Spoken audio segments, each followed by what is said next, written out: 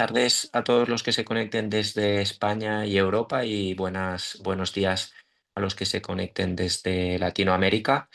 Hoy, segunda charla del año, vamos a hablar con la doctora Clarisa Simón sobre prótesis trapecio metacarpianas.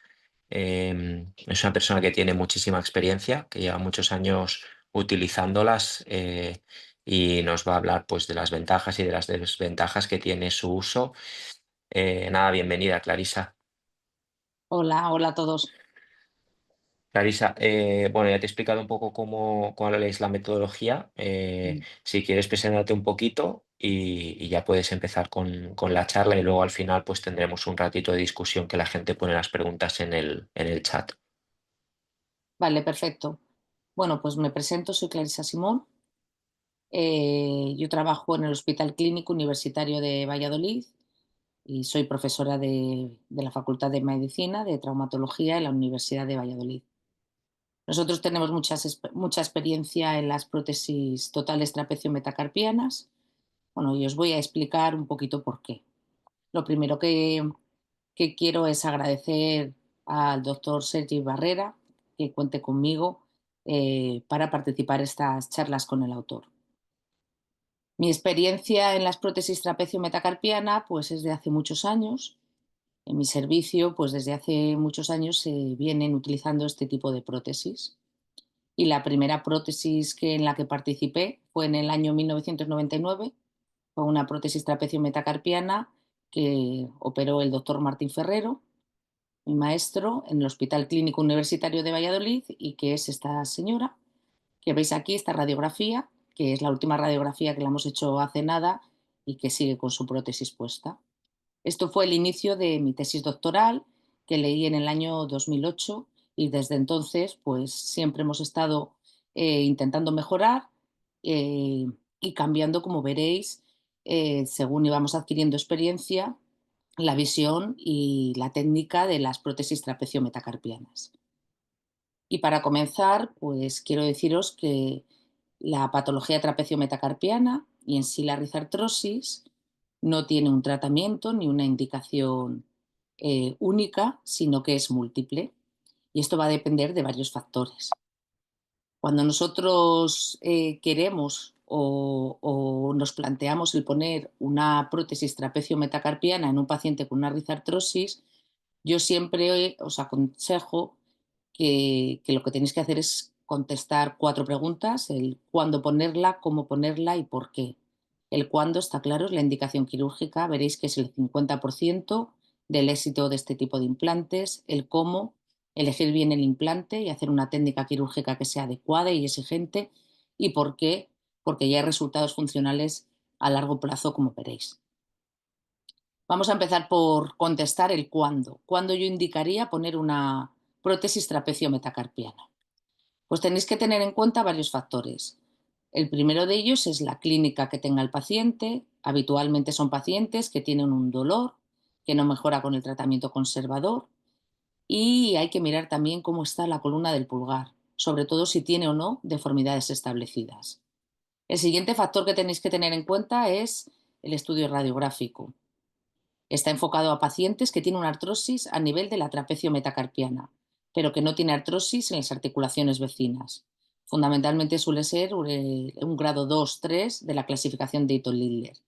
Y nosotros también tenemos en cuenta la morfología y el tamaño del trapecio, que sea adecuado. Y por último, el paciente.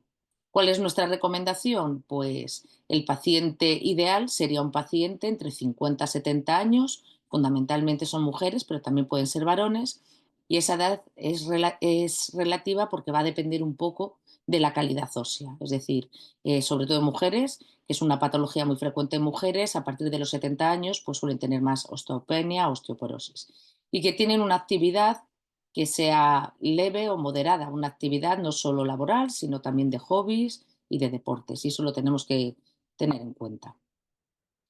Y una vez que sabemos todo qué paciente y a qué paciente está indicado y en qué tipo radiológico está indicado, pues si tenemos en cuenta la edad, la actividad, la calidad ósea, pues hay 3 técnicas quirúrgicas que son las más empleadas. Nosotros enfocamos una artrodesis sobre todo en pacientes muy jóvenes y que tienen un trabajo exigente, de alta demanda funcional. La artroplastia, como ya hemos dicho, pacientes entre 50 y 70 años y con una actividad moderada. Y la tenosuspensión la enfocamos en pacientes ya de mayor edad, que no cumple criterios de prótesis, como veremos más adelante, que tiene una actividad media o leve. ¿Por qué digo que no cumple criterios de prótesis? Porque no toda la artrosis grado 2-3 de Eaton-Littler son susceptibles de poner una prótesis trapecio metacarpiana. Nosotros tenemos en cuenta también otra serie de factores. Por un lado, que tengan una estructura y un tamaño de trapecio que sea aceptable. Siempre observamos y miramos si tienen lasitudes en la metacarpofalángica. En el caso de que sea así, que queramos poner una prótesis, se puede poner, pero a veces necesitamos hacer un tratamiento concomitante o adyuvante. Y en pacientes que no tengan una subluxación muy exagerada de la trapecio metacarpiana. Habitualmente solemos decir menos del 50%. En conjunto, lo que hacemos es valorar la columna del pulgar. Es relativamente frecuente que nos encontremos con trapecios, como veis en estas imágenes, en estas patologías, pacientes con trapecios displásicos o muy pequeños, que suelen tener asociada una pequeña artrosis en la escafo trapecio trapezoidea, o incluso que esta articulación es una articulación largo inestable, que lleva consigo una lasitud metacarpofalángica y eso le genera una subluxación importante en la trapecia metacarpiana. Pues probablemente este tipo de pacientes no son los pacientes idóneos para poner una prótesis y en el caso de que los pongamos, porque se pueden poner, probablemente la supervivencia de estas prótesis sería mucho menor. Nosotros lo hemos estudiado. Entonces, nosotros hemos cogido y hemos hecho un estudio con pacientes que tienen como mínimo de seguimiento más de 10 años con una prótesis trapecio metacarpiana. Como máximo llevan más de 20 años. Y hemos estudiado la asociación que hay entre el trapecio, el tamaño del trapecio y el fracaso de estas prótesis a largo plazo, es decir, a más de 10 años, incluso hasta los 20 años. Esto lo tenemos publicado, lo publicamos el año pasado, en el 2024. ¿Y qué es lo que observamos en nuestra serie? Pues en nuestra serie lo que observamos es que aquellos pacientes que tenían los trapecios más pequeños eran los pacientes que con mayor frecuencia fracasaban las prótesis trapecio metacarpianas y a medida que aumentaba el tamaño del trapecio, el fracaso era mucho menor. Incluso hicimos un modelo de regresión en COS y estudiamos otras variables de confusión y observamos que tanto la edad como la morfología del trapecio, y cuando hablamos de morfología del trapecio nos enfocamos fundamentalmente en la inclinación radial del trapecio o aquellos prótesis que habían tenido algún tipo de complicación intraoperatoria o posoperatoria después de la intervención quirúrgica, pues eran otra serie de factores que influían en, en el posible fracaso a largo plazo de este tipo de prótesis. Por eso es relativamente importante no solo mirarnos si tiene una rizartrosis o una artrosis escafo trapecio metacarpiana grado 2-3 de Eaton-Littler, sino también el tamaño y la displasia del trapecio. Respecto a la lasitud metacarpofalángica, al final, la afectación de la metacarpofalángica, al final forma parte de la historia natural de la rizartrosis. Nosotros o los pacientes con rizartrosis, habitualmente comienzan con una subluxación de la base del primer metacarpiano a nivel dorsoradial. Esto lo que hace es meter el dedo en la palma de la mano y entonces, para compensar y abrir la primera comisura interdigital, pues hace una hiperextensión de la metacarpofalángica y se produce una lasitud crónica del ligamento colateral cubital. Esto es importante conocerlo porque muchos de los pacientes que vamos a tratar van a tener algún grado de afectación de la metacarpofalángica. Respecto a las lasitudes metacarpofalángicas, si las tiene, lo que debemos de hacer, queremos poner una prótesis, es tratarla concomitantemente. Sí que es verdad que la mayoría de las veces suelen tener una inestabilidad en el plano sagital, es decir, una hiperextensión de la metacarpofalángica, que una vez que colocamos la prótesis, pues se corrige, porque le damos longitud al pulgar y se corrige. Pero en aquellas en las que no se corrige, pues nosotros lo que hacemos es diferentes tipos de técnicas quirúrgicas, la más empleada en hiperextensiones moderadas, que una vez que colocamos la prótesis no se corrigen, pues solemos hacer la técnica de Tocking, que es una artrodesis del sesamoideo radial, como veis aquí, en la que lo que hacemos es artrodesar el sesamoideo radial en el cuello del primer metacarpiano. De tal manera que lo que hacemos es que el paciente, cuando pince, sobre todo la pinza lateral, pues sea mucho más estable y no repercuta tanto en la prótesis trapecio-metacarpiana. ¿Qué hacemos con las inestabilidades cuando se presentan en el plano frontal? Estas son más difíciles de tratar y tienen peor resultado. Intentamos hacer como en este paciente, al principio artrodesis del sesamoideo cubital, es verdad que lo que hacemos es refrescar, localizar el sesamoideo cubital y luego artrodesarle al cuello, a la cabeza del primer metacarpiano. Inicialmente tenía buenos resultados, pero con el paso del tiempo pues se volvía a reproducir esa lasitud cubital. Por eso nosotros lo que aconsejamos que en el caso de que haya una lasitud bastante importante y queramos colocar una prótesis, lo que debemos de hacer es una plastia, como veis aquí, con algún tendón autólogo, como puede ser el palmar menor o la mitad del palmar mayor, para dar estabilidad en la metacarpofalángica antes de plantearnos poner una prótesis trapecio-metacarpiana.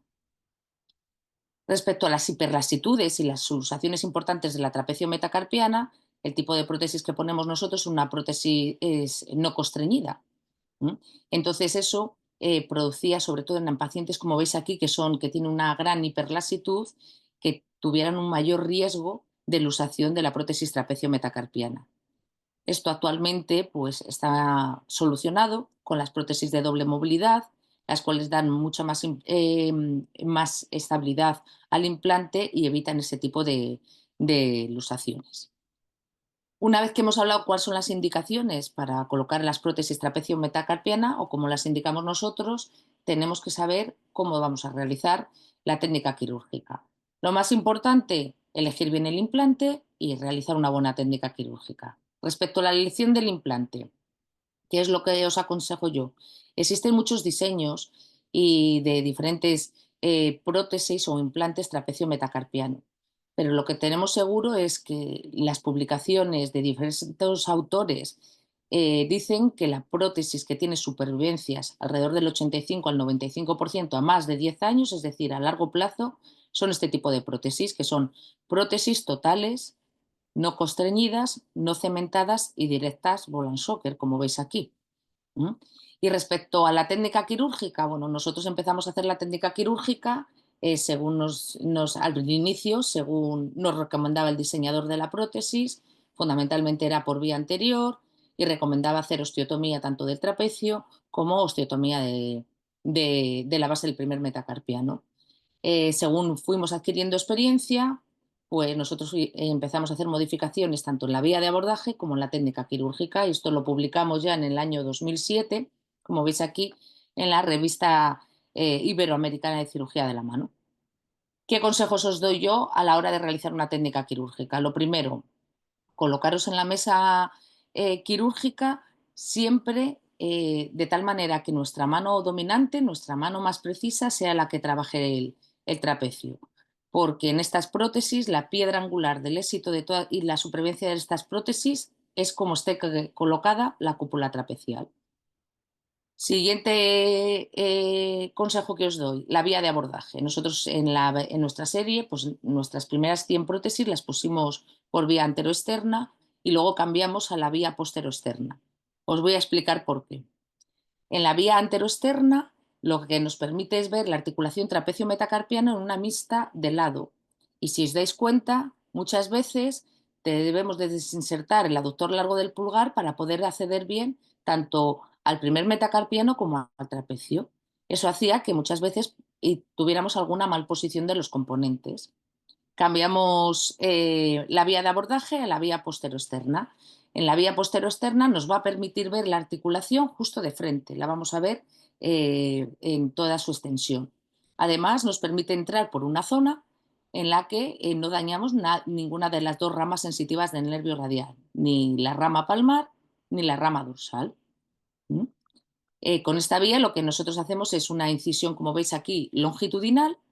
Lo primero que nos encontramos es en los tendones del aductor largo del pulgar y del extensor corto del pulgar, y al principio lo que hacíamos era disecar la arteria radial dorsal para no dañarla.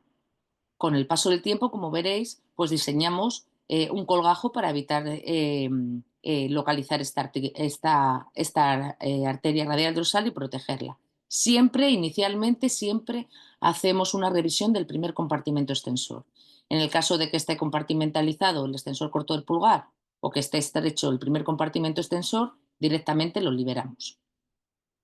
Y empezamos a hacer este colgajo. Con este colgajo, pues por un lado nos aseguramos proteger la arteria radial dorsal, que la tenéis aquí, y nos permite ver y visualizar toda la articulación trapecio-metacarpiana en su extensión. Otro punto importante y otro consejo es que hagáis una buena una osteotomía amplia del primer metacarpiano, sobre todo si ponéis prótesis de doble movilidad para tener una mayor visión del trapecio. Nosotros recomendamos hacer una osteotomía oblicua, como veis aquí. Esto nos va a permitir resecar este osteofito volar que nos puede interrumpir a la hora de colocar la prótesis. Y una vez que hacemos la osteotomía oblicua, limpiamos bien la articulación. En el caso de que haya algún tipo de osteofito, pues lo resecamos, importante este osteofito cubital, y que nos permite ver en toda su extensión la superficie articular del trapecio. ¿Mm? Esto es una visión en la que vemos la articulación trapecio-metacarpiano, cómo hacemos la osteotomía oblicua del metacarpiano y cómo resecamos la base del primer metacarpiano. Nunca hacemos osteotomía del trapecio, únicamente resecamos aquellos osteofitos que nos pueden interrumpir. Después debemos movilizar de tal manera que podamos ver en toda su extensión la superficie articular del trapecio y centrarlo siempre en el centro geométrico, nunca resecando hueso subcondral. Y aquí sí que os digo que nosotros utilizamos cucharillas porque muchas veces, a pesar de que actualmente hay muchos diseños que nos favorecen a la hora de buscar el centro geométrico y hacer el fresado de la cúpula del trapecio, pues el trapecio, cuando hay una artrosis, tiene mucha esclerosis, sobre todo en la zona dorsorradial. Entonces, cuando nosotros vamos a fresar, puede ser que se nos hunda hacia cubital el fresado de la cúpula. Por eso nosotros inicialmente siempre quitamos esta esclerosis en la zona dorsorradial. Una vez que hemos colocado la cúpula, nos vamos al vástago, en el vástago siempre centrados en la base del primer metacarpiano y siempre tomando como referencia la uña. Y siempre hay que medir tanto la estabilidad como la longitud. La estabilidad en toda su extensión, en todos los movimientos, vemos que la prótesis es estable, y la longitud, que tengáis en cuenta que el pliegue palmar de la mano coincide con el pliegue de la interfalángica del pulgar. Si nosotros ponemos el pulgar en retroposición, pues observamos, es la manera de comprobar que la longitud del pulgar es buena. Si lo hacéis vosotros con vuestra mano, os daréis cuenta que así coincide, y es la manera de ver que la prótesis tiene una buena longitud. Y esto nos ha permitido pues, poner muchas prótesis. Esto todos son prótesis, a veces unilaterales, a veces bilaterales, de pacientes que llevan ya con más de 10, incluso 15 o 20 años con sus prótesis trapecio-metacarpianas. También es importante es formarse y hacer cursos sobre cómo colocar, cuáles son los trucos a la hora de poner este tipo de prótesis trapecio-metacarpianas. Entre ellos está el del doctor Samuel Pajares, que ya tiene varias ediciones en la que pues bueno, pues estudiamos y os enseñamos a poner este tipo de prótesis. ¿Y por qué? ¿Por qué optamos por hacer esta técnica quirúrgica y no otra técnica quirúrgica dentro de la rizoartrosis? Pues porque hemos visto que los resultados funcionales son muy buenos a largo plazo. Tenemos varias publicaciones en las que tienen resultados funcionales y una supervivencia de alrededor del 93-94% a más de 10 años. ¿eh? Hicimos un análisis de supervivencia de todas estas prótesis, todos son prótesis de más de, ya os digo, de 10 años, algunas de 20 años, y observamos que la supervivencia a más de 10 años es alrededor del 94% y a más de 20 años un 89% en nuestra serie. Lo hicimos por varios métodos estadísticos. ¿Y por qué también? Porque bueno, las dos técnicas gold estándar a la hora de tratar la rizartrosis actualmente o bien son las prótesis o bien son las trapecectomías y sus variantes, ya por vía abierta o por vía artroscópica. Nosotros hicimos un estudio en pacientes con las mismas características epidemiológicas, clínicas, radiológicas. En unas colocamos unas prótesis, en otras hicimos trapecectomías o suspensiones en sus variantes, y lo que observamos, ¿cuál es?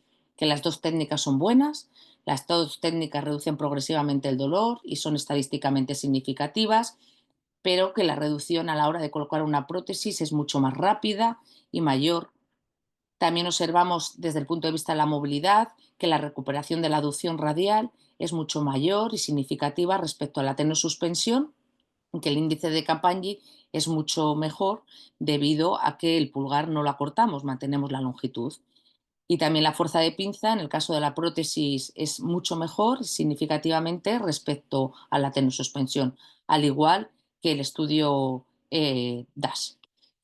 Por lo tanto, las prótesis pues, nos permiten alinear y mantener la longitud del pulgar, nos permiten mantener una mano mucho más estética, tiene una recuperación funcional mucho más rápida, es menos doloroso el posoperatorio, pero además previene la afectación de las articulaciones vecinas y no es la última solución terapéutica. Y dentro de las complicaciones, pues es verdad que hay estudios que han comparado las complicaciones que tienen las prótesis respecto a las trapecectomías y sus variantes o las tenosuspensiones, y el porcentaje de complicaciones de las prótesis es algo superior al de las tenosuspensiones, pero los mismos autores reconocen que tratar una complicación de una prótesis es relativamente sencillo y tratar una complicación de una trapecectomía y sus variantes muchas veces es más complejo y no tiene los mismos resultados. ¿Qué complicaciones vamos a tener? Habitualmente cuando ponemos una prótesis vamos a tener dos complicaciones y a expensas de la cúpula trapecial, del trapecio. Las complicaciones pueden ser o bien que se luse la prótesis o bien que se afloje habitualmente el componente trapecial.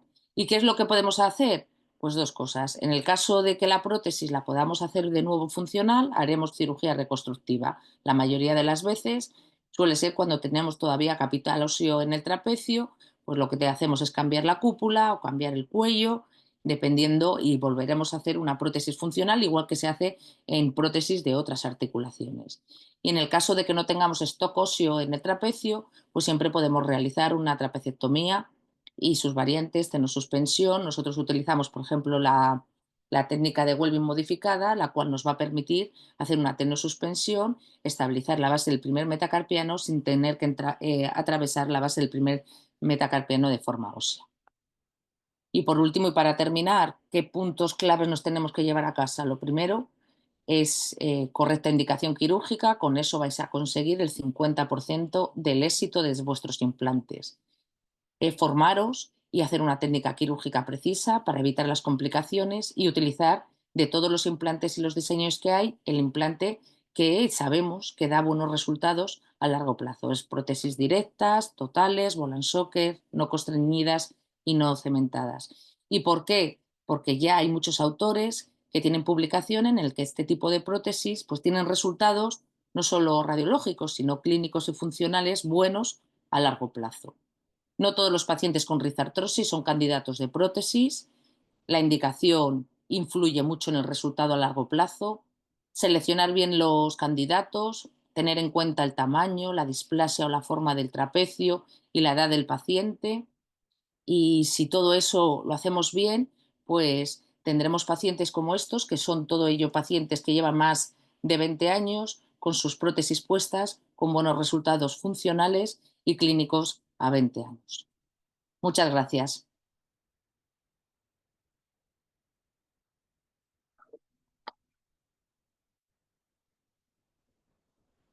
Larisa, voy a revisar el chat porque he visto que había bastantes preguntas y te voy diciendo, ¿vale? Perfecto. A ver, vamos a empezar. Em,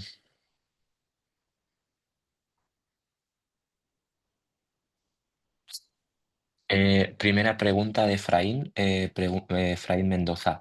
Eh, ¿Valoran con dinamómetro? Supongo que se refiere a la fuerza. Sí. Y has demostrado que se veía cómo estaban con el dinamómetro. ¿Dónde puedo ver la mejor técnica, la técnica para la artrodesis del sesamoideo radial? Em, Igual, si quieres, si tienes el artículo y me lo puedes compartir, Sí. pues yo lo puedo compartir con ellos para Nosotros que tenemos puedan. alguna publicación de la hiperextensión de la metacarpa falángica, tenemos una publicación hecha sobre la artrodesis del sesamoideo radial.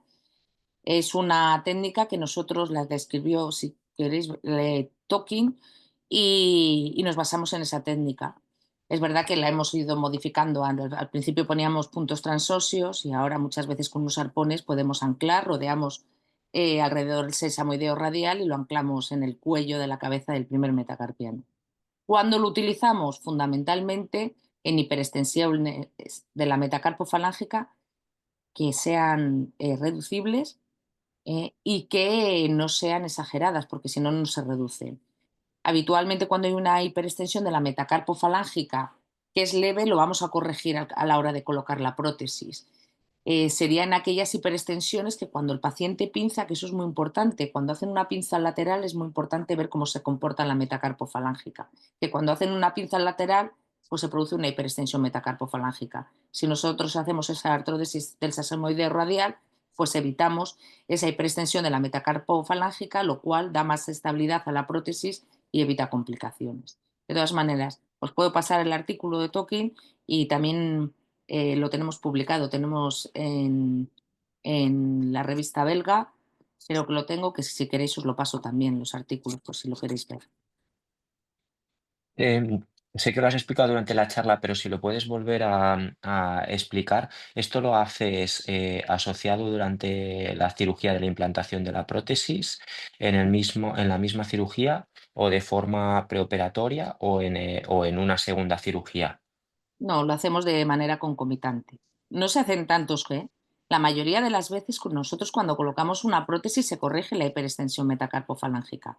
Es decir, no es una técnica quirúrgica habitual que hagamos habitualmente a la hora de poner una prótesis trapecio metacarpiana, pero sí lo solemos hacer, es sobre todo, mira, me voy a ir para atrás y os voy a enseñar. Suele ser pacientes que cuando hacen la pinza, que yo creo que tengo algún paciente, cuando hacen la pinza, lo vais a ver aquí, pero hay pacientes, yo siempre cuando el paciente viene a mi consulta, siempre le hago pinzar. Y si os dais cuenta, hay pacientes que son muy hiperlasos a veces y que cuando hacen la pinza lateral directamente tienen esta actitud del pulgar. Estos pacientes, si esta hiperextensión es leve, cuando ponemos la prótesis se suele corregir. A veces utilizamos algunos truquillos. Cuando una hiperextensión metacarpofalángica es leve, a veces lo que hacemos es dorsalizar un poco el aductor largo del pulgar después de poner la prótesis cuando vamos a cerrar y eso también le da estabilidad.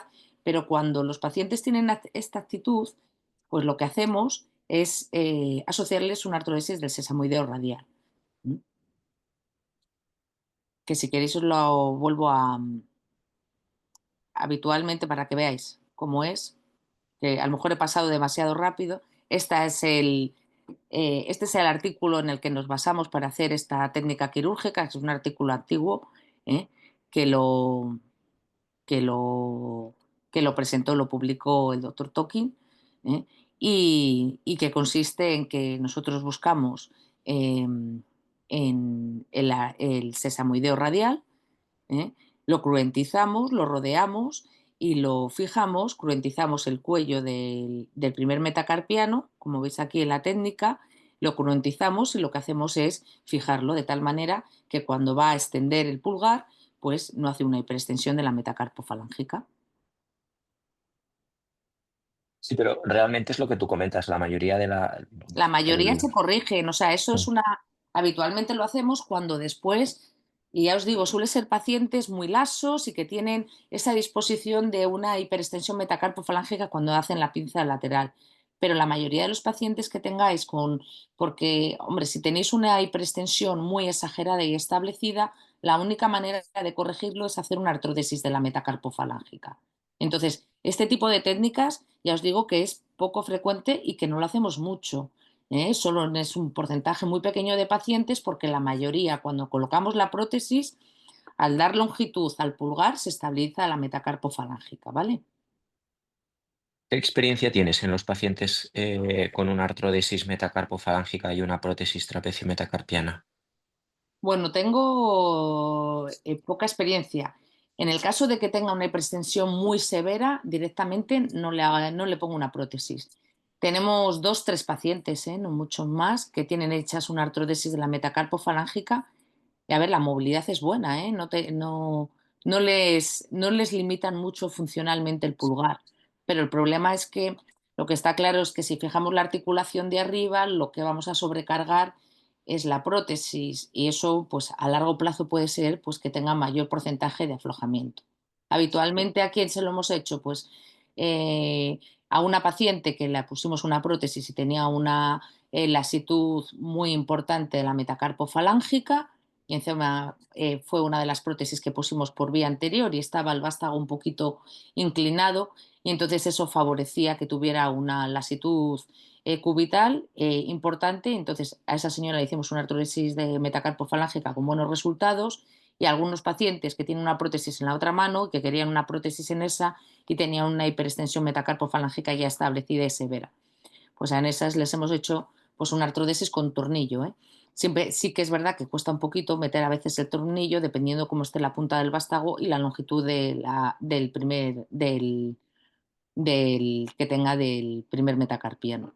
Pero bueno, no hemos operado muchos porque cuando ya os digo en las indicaciones quirúrgicas, cada vez las tenemos mucho más controladas. Cuando no, cuando vemos que tiene una hiperextensión bastante establecida, pues directamente vamos a hacer otro tipo de procedimientos. Hacemos una trapecectomía y le hacemos una artrodesis de la metacarpofalángica. Miguel Gómez pregunta cuál es el implante que utilizas, que ya lo has dicho durante la charla, y quería saber un poco si habías utilizado algunos otros implantes y por qué hayas seleccionado ese por encima de otros, que crees que consideras que tiene mejor que el resto o por qué lo utilizas. A ver, hay varios implantes. Lo primero que tenemos que es diferenciar lo que es una prótesis total trapecio metacarpiana de lo que es un implante tipo espaciador, ¿eh? Y eso son prótesis muchas veces parciales y demás. Dentro de las prótesis que ha habido en el mercado, pues había diferente tipo de prótesis. Por un lado, ya os digo, las implantes tipo espaciador, que esas con el tiempo pues suelen fracasar, ¿eh?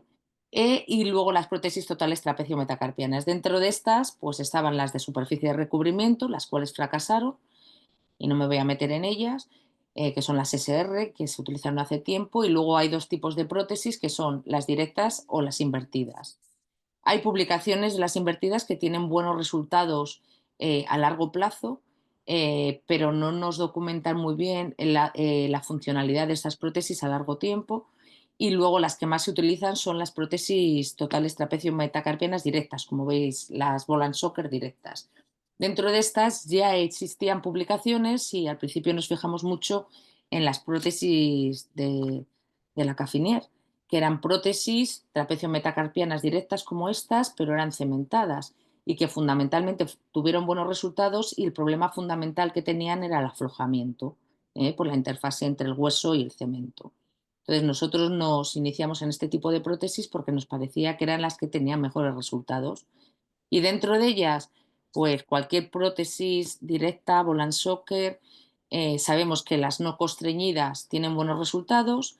También ponemos prótesis de doble movilidad, que son las que más se utilizan en el mercado, y actualmente son las que más se utilizan porque, entre otras cosas, reducen el porcentaje de luxaciones. Es verdad que las prótesis no constreñidas pues siempre tienes el riesgo de, sobre todo en la curva de aprendizaje, pues que puedas tener mayor número de lusaciones. Con las de doble movilidad, pues las lusaciones prácticamente son mínimas, ¿no? Entonces, este tipo de prótesis son las que más se utilizan y las que más utilizamos nosotros. Nosotros al principio empezábamos a utilizar las no constreñidas en pacientes normales, en pacientes que no tenían lasitud, y en pacientes que tenían mucha hiperlasitud o que eran muchos muy hiperlasos, pues utilizamos las de doble movilidad, y ahora las utilizamos de forma indistinta. O sea, está claro que las prótesis de doble movilidad Mm, han disminuido la tasa de luxación, ¿no? Ha disminuido en la mayoría de las series de 5% a 0,5, o sea, 10 veces. ¿Y cuál es tu expectativa a largo plazo de la disminución o del aumento de la tasa de supervivencia porque disminuye el aflojamiento del implante, de la parte del cótilo? Bueno, pues todavía no hay. Las únicas publicaciones que he visto sobre estas, nosotros tenemos una serie también importante, y por ahora no hemos visto por ahora, pero estamos en series con menores años de seguimiento. No hemos visto que haya un Diferentes. porcentaje mayor de aflojamiento, pero habrá que verlo a largo tiempo. porque al final son, pues igual que muchas veces cuando somos traumatólogos, muchos de nosotros, pues al final esto funciona un poquito, prótesis bueno, pues que son de doble movilidad en otras articulaciones, pues a largo plazo pues pueden dar algún problema de aflojamiento de la cúpula y eso lo tendremos que ver. Sí que es verdad que en las prótesis que hemos puesto nosotros, por ahora no hemos observado mayor porcentaje de aflojamiento respecto a las no constreñidas, pero eso lo tendremos que ver con el tiempo y sobre todo el desgaste del polietileno que podamos tener. Eso lo tendremos que ver con el tiempo. Por ahora no hemos observado porcentaje mayor de aflojamiento, pero ya os digo que las series que tenemos es mucho más corta a nivel de años, ¿no? Trino Muñoz hace una pregunta interesante que te pregunta sobre el valor que tiene la preplanificación antes de este procedimiento. Em, Has hablado un poco del tamaño del trapecio, pero nos gustaría saber un poco, pues, un poco cuál es el pre-planning que haces habitualmente. Si mides el tamaño, si mides cómo de luxado o subluxado está el metacarpiano respecto al trapecio y qué tienes en cuenta. Sí. Nosotros cuando vamos a poner una prótesis, lo primero que tenemos en cuenta, bueno, por supuesto, eh, además de las características del paciente, es radiológicamente lo que nos encontramos. Miramos y revisamos la columna del pulgar en completo. Lo primero que hacemos es el que el paciente nos pince lateralmente y ver cómo se comporta la metacarpo falángica. Y vemos si tiene una afectación a nivel del escafo trapecio-trapezoidea. Respecto al trapecio, trapecios pequeños, medimos el trapecio, pero en trapecios que estén un poco al límite, lo que hacemos es pedirles un escáner y comprobar cuál es el tamaño real de ese trapecio y luego la displasia del trapecio es ver la inclinación radial. Es decir, hay trapecios que tienen una inclinación radial, están muy caídos y entonces eso favorece una subluxación trapecio-metacarpiana. Entonces, aquellos pacientes que tienen una inclinación radial muy importante, habitualmente tienen una subluxación trapecio-metacarpiana también muy importante. Inicialmente poníamos estas prótesis en pacientes que la subluxación trapecio-metacarpiana era menor del 50%, cuando tenía una subluxación muy importante, que ya os digo que la mayoría de las veces se asociaba a que tenía una displasia, una inclinación radial del trapecio importante, incluso a veces tenía una afectación del escafo trapecio-trapezoidea. Dentro del escafo trapecio-trapezoidea, a ver si veo una radiografía, también nos podemos encontrar escafo trapecio-trapezoideas que tengan una articulación estable y hay algunas que están muy inclinadas. Eso favorece también que tenga una mayor caída al trapecio. En esos casos no ponemos prótesis. ¿Cuál es nuestra indicación a la hora de poner las prótesis? El tamaño del trapecio, pues que sea por lo menos un tamaño de 20 y de 9 milímetros, que sea una articulación relativamente estable respecto a la escafotrapecio-trapezoidea y siempre lo solemos medir, en el caso de dudas, realizando un escáner. Aprovechando lo de la STT, Mm. hay una pregunta interesante que al inicio de la charla has comentado que entre las indicaciones, pues el hecho de que tenga artrosis STT es una contraindicación, ¿no? O una Bueno, contraindicación relativa. es una contraindicación relativa. O sea, tú Mm. puedes poner una. Es que os iba a enseñar esto, que cuando veis este tipo de prótesis, esto es lo que os. Y ahora te lo. Estos pacientes que, como veis, tienen una inclinación radial muy importante, con una subluxación trapecio-metacarpiana y que eso influye a nivel de la metacarpofalángica, probablemente este paciente pues no sería una indicación a la hora de colocar una prótesis trapecio-metacarpiana. Respecto a la STT en sí, si tiene una escafotrapecio trapezoidea con una afectación dentro de la clasificación de Crosby 1-2, es decir, que puede tener algo de artrosis o de esclerosis de la STT, pero no les duele la STT, pues tú puedes hablar y negociar y planificar con el paciente que le vas a poner una prótesis, pero que si el dolorcillo de más abajo no se le va a ir. Y ya está. Pero cuando tienen una STT importante y es dolorosa, pues en esos pacientes al final no le vas a solucionar el problema si le pones una prótesis trapecio-metacarpiana. Por eso la escafotrapecio-trapezoidea bueno, pues puede tener una pequeña esclerosis o puede tener un inicio de una artrosis STT que no sea dolorosa y le puedes poner una prótesis, pues nosotros cuando ya es dolorosa y tiene una afectación importante, pues nos vamos a otro tipo de técnicas que tengan, bueno, pues que tienen también buenos resultados y que a la vez están tratando la escafotrapecio-trapezoidea, como son las diferentes técnicas de trapezotomía y sus variantes, o sea, quitar el trapecio y hacer una tenosuspensión. ¿Y tenéis experiencia, Clarisa, en artroplastias trapecio-metacarpianas y implantes en la STT? ¿Acoyobantes, los ambos a la vez?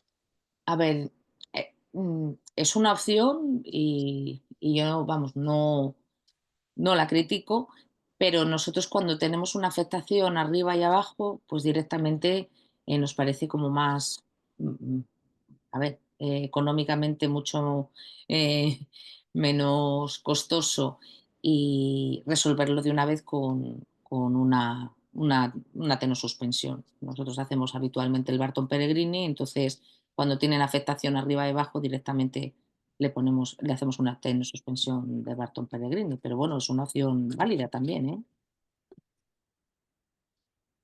Te quería preguntar un poco por el tema del aumento de las indicaciones, ¿no? Porque no hace mucho vi un, un artículo en LinkedIn de un autor francés que hablaba sobre las indicaciones así un poco límites de las prótesis trapecio metacarpianas y hablaba que en algunos trapecios así como muy flat, muy estrechos, muy planos, estaban poniendo prótesis con el cótilo implantado en el escafoides. Em, yo lo he hecho en algunas ocasiones, pero quería saber un poco tú así qué opinión tenías y si lo habías hecho alguna vez y qué te parecía esa solución. A ver, no tengo experiencia en esa solución, entonces tampoco puedo opinar mucho. Sí que es verdad que el escafoides es bastante móvil y al final se moviliza con la muñeca. Entonces, yo no sé hasta qué punto la estabilidad que pueda dar al nivel de la columna del pulgar. Como no tengo experiencia en eso, no lo puedo, vamos, no puedo opinar, pero nosotros cuando hacemos cualquier otro tipo de técnica directamente o cuando nos fracasa estas prótesis directamente nos vamos a una tenosuspensión. No tengo experiencia en poner prótesis en el escafoide. Eso es otra cosa que quería comentar contigo porque al final es lo que decimos, ¿no? O sea, tú al final dices fracaso de la artroplastia, ¿no? Fracaso del implante, pero sí que durante la charla has comentado que evidentemente las prótesis pues tienen un índice de complicaciones que es mayor al de otras técnicas, Hmm, pero que el rescate de ese tipo de cirugías es bastante más sencillo de entrada, pues porque tienes un stock óseo que cuando has quitado el trapecio no tienes, ¿no? hmm, Entonces, a pesar de que sí que es verdad pues que es un fracaso, no sé si el paciente o realmente hay que vendérselo como un fracaso al paciente, ¿no? Porque si durante 10, 15 años pues le ofreces unos buenos resultados, una buena movilidad al paciente, pues a largo plazo, si se tiene que rescatar ese implante, pues es relativamente sencillo, ¿no? De rescatar. hmm. A ver, la idea de las prótesis, bueno, cada día buscamos un poco más de excelencia a la hora de tratar a los pacientes que tienen una patología en general. Está claro que cuando ponemos un implante, fundamentalmente, lo primero vamos a tener la curva de aprendizaje. Y la curva de aprendizaje, pues la tenemos que pasar todos. Y ahí es verdad que es cuando se puede tener pues, un mayor porcentaje de complicaciones. Cuando te familiarizas más con estas prótesis, al final, pues el número de complicaciones se reduce muchísimo. Y dentro de las complicaciones, pues y yo a la hora de hablar de estas prótesis, nosotros ya planteamos resultados a 10 años, incluso tenemos pacientes, como habéis visto, de 20, 25 años que tienen buenos resultados, incluso algunos que, bueno, van fracasando, pero cuando llevan 16, como dices tú, o 15 años, porque claro, con el tiempo se va aflojando, se va desgastando a veces el polietileno o alguna cosa de esas, pero son pacientes que durante 10, 15 años han tenido una prótesis han tenido, y que siempre lo podemos cambiar y podemos hacer una cirugía reconstructiva siempre que se pueda, igual que cuando hacemos un recambio de una prótesis de rodilla o una prótesis de cadera. Y en el caso de que fracase, pues tenemos una alternativa que es relativamente sencilla y que también el paciente va a tener resultados buenos, que es hacer la trapecectomía y la tenosuspensión. Entonces, por eso, a pesar de que son, bueno, pues el porcentaje de complicaciones puede ser algo mayor que las tenosuspensiones, sí que es verdad que manos expertas que ya llevan tiempo, es verdad que se reducen mucho esas complicaciones, al final les damos calidad de vida al paciente y esas complicaciones las resolvemos de forma fácil. Cuando nosotros planteamos hacer una técnica quirúrgica y cuando lo planteamos, lo primero que nos tenemos que plantear no solo es que sea una buena técnica, que haya buenos resultados funcionales y clínicos, sino también a la hora de hacer una técnica quirúrgica nos debemos de plantear eh, cuál va a ser su rescate en el caso de que fracase. Y en este caso, pues la técnica quirúrgica pues tiene un rescate bastante relativamente sencillo y que también tiene buenos resultados. Por lo tanto, yo creo que es una técnica ideal en ese sentido. Clarisa, he entendido que liberáis la primera corredera extensora de forma sistemática o solo La en aquellos que revisamos. tienen. Siempre la reviso. O sea, yo por protocolo, ya cada vez que pongo una prótesis, pues bueno, pues haces la incisión, localizo, mi guía es el extensor corto del pulgar, como digo yo, desde cuando lo explico, cuando una vez libero el extensor corto del pulgar, separo el aductor y siempre me voy al primer compartimento extensor. Veo el primer compartimento extensor, si está bien, si no está compartimentalizado, no le toco. Si veo que el extensor corto del pulgar, que relativamente lo solemos ver de vez en cuando, está compartimentalizado, lo libero. O si veo que está estrecho el primer compartimento extensor, lo libero. Si no, no. Si veo que está bien, no lo libero, pero si no, sistemáticamente lo libero. Una de las complicaciones, o en muchas publicaciones, una de las complicaciones que hablan sobre el posoperatorio de estas prótesis es que a veces hace un Deckerben por la inflamación y demás.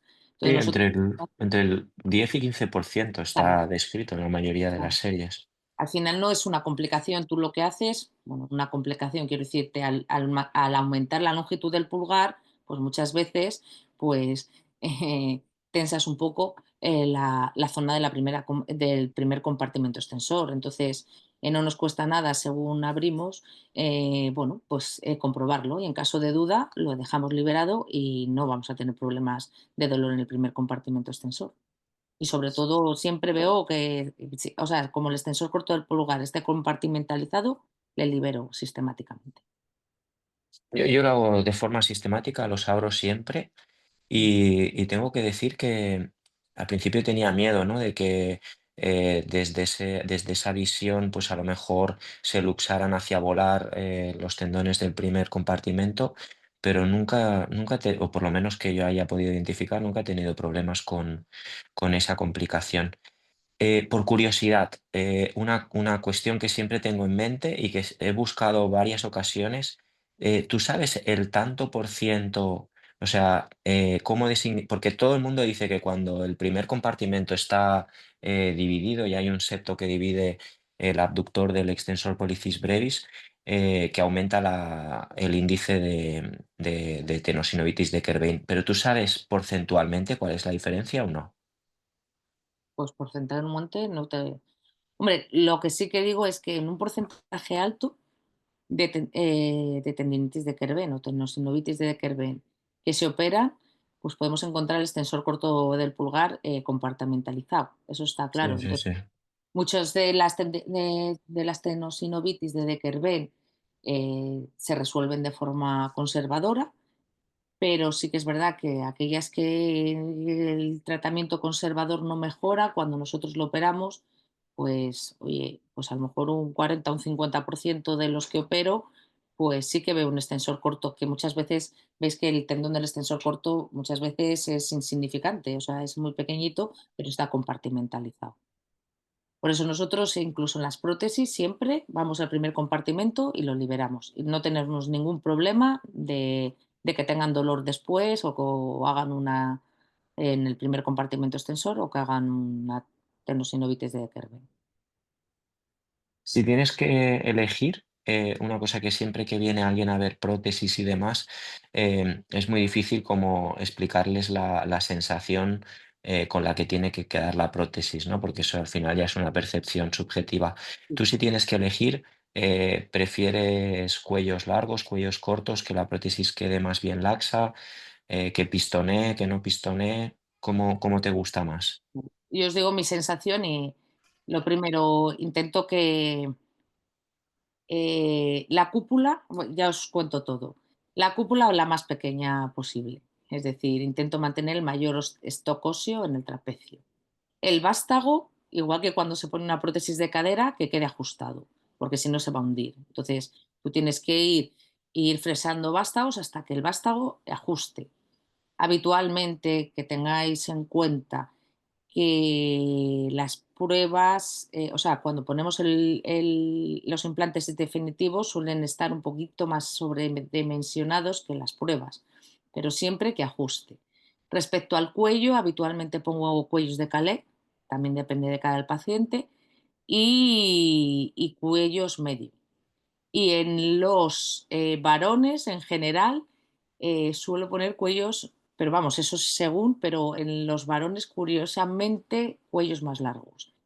Respecto a la sensación, yo siempre compruebo, espera, lo tengo aquí, compruebo en el acto quirúrgico la estabilidad.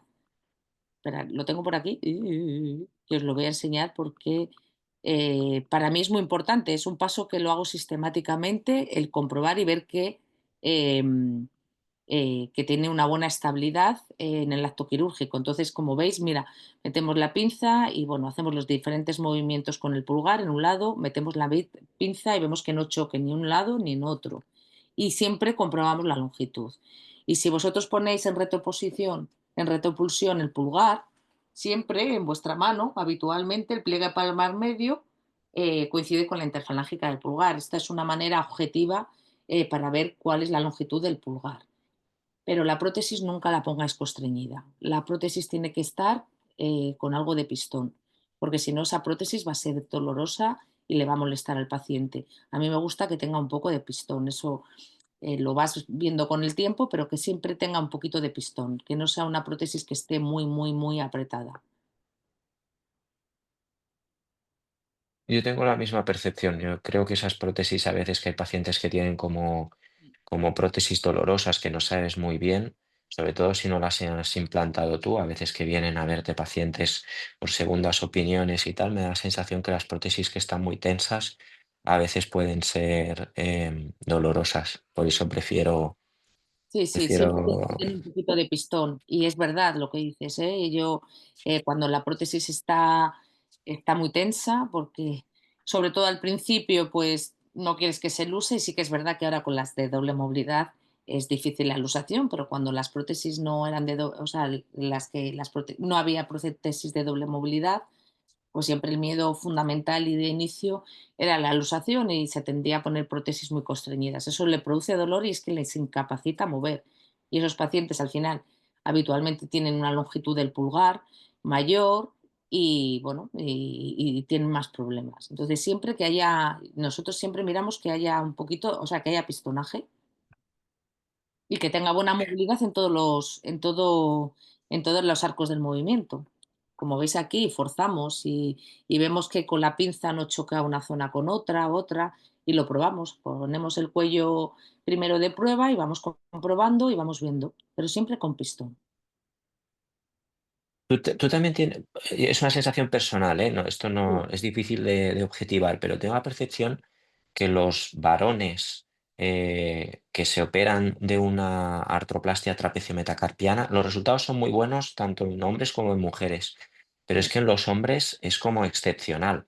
O sea, no sé, yo tengo pacientes varones que los resultados, mi percepción objetiva es que todavía es mejor que en las mujeres. No sé si por el tipo de artrosis, cómo se desarrolla, que a lo mejor es más constrictiva que por subluxación. No sé si tú tienes la misma percepción. A ver, yo las prótesis puestas en varones, que es verdad que se ponen muchas menos, pero tienen un resultado muy bueno, buenísimo. Y encima suelen ser, a ver cómo lo digo, suelen ser pacientes que cuando se operan eh, mm, Están muy fastidiados. están fastidiados, sí. Y Mm, entonces el resultado con el varón encima, bueno, tienes un trapecio que ahí puedes jugar todo lo que quieras en general. Es verdad que tienen mejor hueso, tienen mejor agarre y vamos, así como percepción mía, que no lo sé, pero yo en los varones les suelo poner más un cuello largo dentro de las prótesis, en general, ¿eh? No siempre, pero les suelo poner un cuello largo. Y las cúpulas de 10 fundamentalmente, bueno, he puesto en varones eh, y, y en algunos recambios o cirugías de recambio de cúpulas de 9 a 10, pero habitualmente suelo poner cúpulas de 9, ¿eh? Y los resultados son muy buenos en los varones. Se operan mucho menos, pero son gente muy agradecida y encima es que perduran en el tiempo. Nosotros los varones que tenemos es que perduran en el tiempo y es que trabajan con las prótesis, que les vas a hacer unas cosas que tiemblas, pero sí, sí, mm. sí. No sé, yo también es mi percepción, es algo subjetivo, pero es digno de estudio. Última pregunta, Petra Yui te pregunta en cuanto al postoperatorio, si utilizas alguna férula y en el postoperatorio el tipo de fisioterapia o indicaciones que le das a los pacientes. Vale. A ver, el posoperatorio. Hay que diferenciar qué prótesis utilizas, si es una de doble movilidad o una prótesis eh, no constreñida o directa no constreñida. Eh, bueno, la inmovilización es mínima. En las no constreñidas es verdad que las teníamos inmovilizadas 3 semanas y lo que hacemos es una férula muy cortita, únicamente como una pequeña hamaca que lo que hace es rodearte el pulgar justo en esa zona. Y habitualmente ponemos eso a inmovilización. En las de doble movilidad sería menos importante, pero sobre todo para que cure bien las partes blandas y que baje la inflamación y el hematoma a nivel del pulgar. Entonces, habitualmente les dejo inmovilizadas como unas 2, 3 semanas, no más. Las de doble movilidad a lo mejor las pongo a mover a las 2 semanas y las no constreñidas, pues a lo mejor las dejo 3.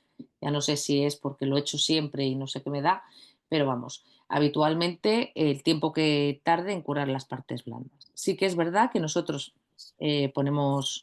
no tocamos la inmovilización, salvo que haya algún problema, no tocamos la inmovilización y luego es muy importante en el posoperatorio porque que nunca se debe de traccionar del pulgar, porque muchas veces ponemos estas inmovilizaciones y luego quitamos yesos, ponemos yesos y al final traccionamos del pulgar, perdón, y entonces se puede usar la prótesis. Clarisa, una pregunta, ¿es una cirugía que hacéis de forma ambulatoria o que pasan una noche ingresados los pacientes? Ambulatoria. Y con el tema del protocolo antibiótico y la cobertura y tal, ¿cómo lo hacéis? Mm, Te digo, a ver, un momentito, que es que se me entra. A ver, los pacientes les vemos 2 días antes, hacemos así con todos los pacientes de cirugía mayor ambulatoria y les damos las instrucciones del quirófano o el día antes de la operación. Los pacientes vienen, se operan y se van a su casa. Respecto a no sé qué pregunta me has hecho, Sergi, Al protocolo antibiótico, así. Antes de operar, 2 gramos de cefazolina y no les ponemos más antibiótico. ¿de Eh, acuerdo? Inicial, o sea, justo Sí, sí, antes. sí, sí, sí, sí, sí, sí. No, sí, hay estudios sobre esto y en principio no hay diferencias estadísticamente significativas, pero bueno, siempre es algo que surge la duda, ¿no? De si realmente vale la pena cubrir las primeras 24 horas o no. No, nosotros solo le hacemos 2 gramos de cefazolina al principio y ya te digo, se operan, o sea, eh, se opera el paciente, como mucho puede estar en el hospital, no sé, 1 hora y media o 2 horas, o sea, no sé, un poquito, y se van a casa. Sí que es verdad que tenemos la suerte que tenemos una unidad de hospitalización a domicilio que les suele llamar por las tardes para preguntarles qué tal están y demás. Y al día siguiente, yo, pero porque bueno, es mi manera de actuar, les suelo ver al día siguiente. O sea, al día siguiente, pues cito a los pacientes para ver cómo han pasado la primera noche o si tienen algún problema con el vendaje y demás. Pero la forma de actuar es la misma. Vienen, se les duerme, se les opera y se van para casa. Fenomenal, pues yo creo que han quedado resueltas todas las preguntas del chat, todas las que tenía yo personalmente. Eh, Nada, agradecerte tu participación y que nos enseñes pues un poco toda la experiencia que tenéis todo el grupo. Siempre es un placer escucharte y nada, yo creo que ahora ya nos veremos no sé si vas a la SEGMA, en la Sociedad Española, Sí, estaré por aquí también, o sea que seguro que nos vemos. pues nos vemos en abril en Mallorca. De nuevo agradecerte tu participación. Nada, muchas gracias a ti personalmente y muchas gracias a todos los que estáis aquí conectados y escuchando este tema. Muchas gracias por todo. Muy bien, mañana lo colgaremos en YouTube para que tengáis la charla colgada y seguro que también tiene muchas visualizaciones. Muchas gracias, Clarisa. Hasta la próxima. Hasta luego.